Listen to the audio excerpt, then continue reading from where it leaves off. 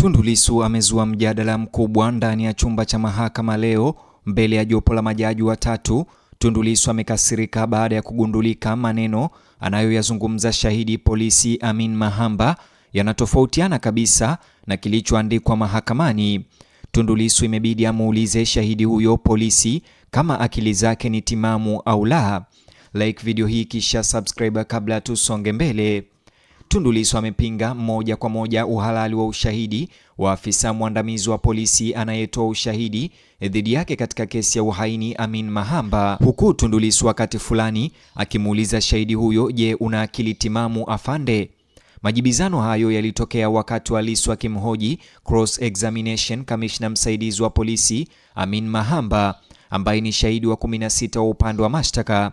Katika mahakama kuu jijini Dar es Salaam, Tundu Lissu alijikita zaidi katika kuhoji iwapo ushahidi ambao Amin Mahamba alikuwa akiutoa mahakamani ulikuwa ukipatikana katika maelezo yake ya maandishi aliyoyatoa awali wakati wa upelelezi mahakamani. Mara kwa mara shahidi alijibu kuwa maelezo hayo mahususi hayakuwemo katika taarifa yake. Awali Tundu Lissu alimhoji Mahamba kuhusu nyadhifa zake za awali katika jeshi la polisi na ushiriki wake katika upelelezi.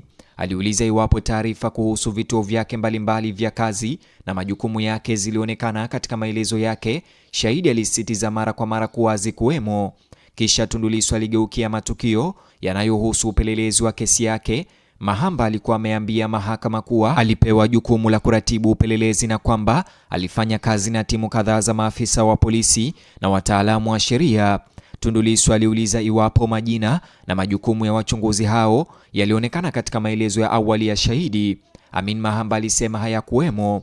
Hali hiyo ilisababisha moja ya nyakati zenye mvutano mkubwa katika usikilizwaji wa kesi hiyo, huku Lissu akimhoji shahidi kuhusu taarifa ambazo alisema ziliwasilishwa mahakamani lakini hazikuwemo katika rekodi ya awali ya upelelezi.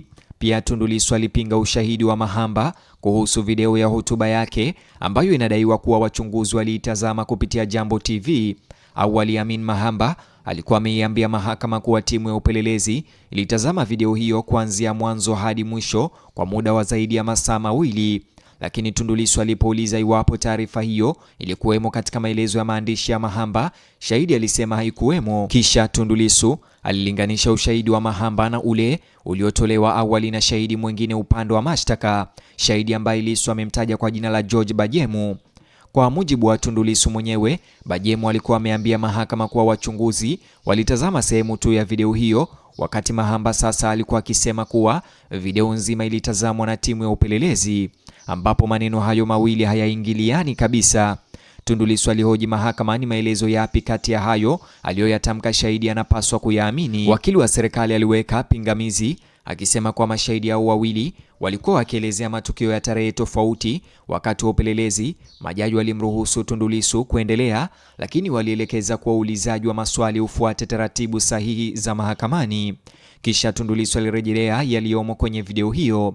Awali Amin Mahamba alieleza kuwa alimuona Tundu Lissu akihutubia umma huku bendera za Chadema na za taifa zikionekana nyuma yake.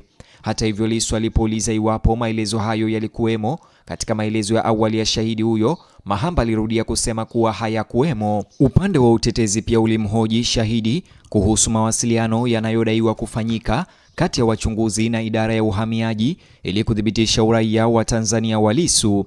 Mahamba alisema kulikuwa na barua kuhusiana na suala hilo, lakini Tundu Lissu alipouliza kama hati hiyo iliwasilishwa mahakamani, hatimaye shahidi alithibitisha kuwa haikuwasilishwa.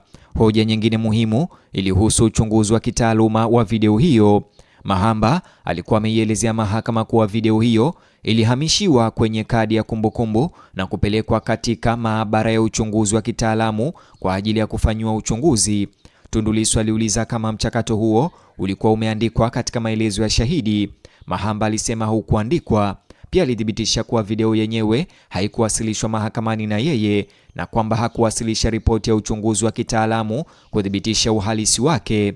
Baadaye Tundu Lissu alimhoji Mahamba kuhusu madai kwamba baadhi ya mashahidi walitishiwa baada ya yeye kukamatwa. Awali Amin Mahamba alikuwa ameielezea mahakama kuwa wachunguzi walipokea taarifa za vitisho dhidi ya watu waliotarajiwa kutoa ushahidi katika kesi hiyo, lakini tena Lissu aliuliza kama maelezo hayo yalikuwemo katika maelezo ya awali ya Mahamba. Shahidi alikiri kuwa baadhi ya maelezo aliyotoa mahakamani hayakuwemo. Kisha Tundu Lissu aligeukia hati ya kiapo iliyohusiana na mipango inayodaiwa ya kuwalinda mashahidi. Aliuliza kama hati hiyo ilitaja majina ya mashahidi wowote waliokuwa wakidaiwa kutishiwa. Amin Mahamba alisema hapana. Pia aliulizwa kama ilimtaja mtu yoyote anayetumiwa kutoa vitisho hivyo au kubainisha mahali vitisho hivyo vilipotokea au wakati vilipotokea. Shahidi alisema maelezo hayo hayakuwemo. Hivyo maswali ya Tundu Lissu yalijikita zaidi katika suala moja kuu, tofauti kati ya yale ambayo Mahamba aliandika wakati wa uchunguzi na yale anayoiambia mahakama sasa. Majibu ya mara kwa mara kwamba baadhi ya maelezo hayakuwemo katika maelezo ya awali yakawa msingi wa Tundu Lissu kuhoji uhalali na uaminifu wa shahidi huyo. Wakati fulani katika mahojiano hayo, baada ya kumshinikiza afisa huyo kuhusu utata huo, Lissu alimuuliza moja kwa moja afisa huyo, "Je, una akili timamu afande?" Kauli hiyo ilionyesha jinsi mchakato wa kuhojiana ulivyokuwa ukigeuka kuwa wa mvutano mkali, ingawa hoja kuu ilibaki kijikita katika uhalali wa ushahidi wa shahidi huyo. Pia kulikuwa na kutokubaliana kati ya Lissu na upande wa mashtaka kuhusu jinsi maswali yalivyopaswa kuendelea. Upande wa mashtaka ulisisitiza kuwa ushahidi kutoka kwa mashahidi mbalimbali na katika hatua tofauti za uchunguzi haupaswi kuchukuliwa kana kwamba ulitoka kwenye hati moja. Hata hivyo, Tundu Lissu alisisitiza kuwa ana haki ya kumhoji shahidi kwa kutumia nyaraka ambazo tayari zimewasilishwa mahakamani. Hatua hizi za hivi punde ni sehemu ya kesi inayoendelea dhidi ya Tundu Antipas Lissu katika Mahakama Kuu ya Dar es Salaam, ambayo anakabiliwa na shtaka la uhaini kufuatia kukamatwa kwake mwezi Aprili mwaka 2025.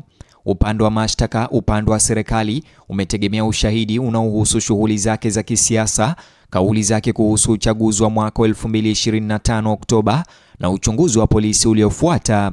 Tundu Antipas Lissu amekuwa akipinga mara kwa mara tafsiri ya upande wa mashtaka, yaani upande wa serikali, kuhusu kauli zake pamoja na ushahidi unaowasilishwa dhidi yake mahakamani mbele ya majaji. Katika shughuli za mahakama za leo, hatua ya kumhoji shahidi cross examination ilijikita zaidi katika ubora na udhabiti wa uchunguzi wenyewe badala ya maana ya kisiasa ya kauli anazodaiwa kuzitoa.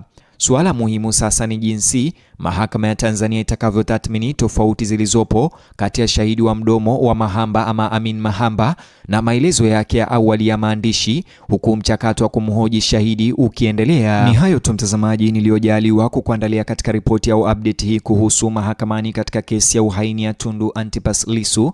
Iwapo nitapata update nyingine nitarudi tena na video nyingine, lakini sasa hivi ni kueleze tu maoni na mtazamo wako ni muhimu.